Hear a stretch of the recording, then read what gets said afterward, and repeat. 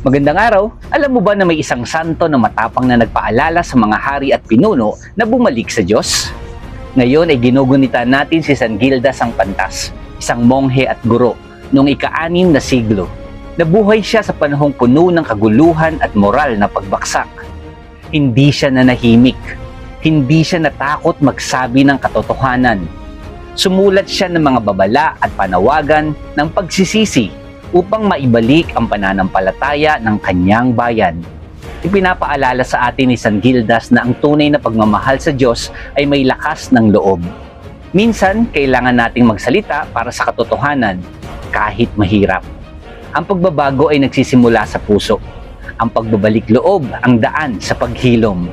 Patuloy tayong tumindig para sa katotohanan. I-follow, i-like, i-comment at i-share para mas marami pang santo ngayon.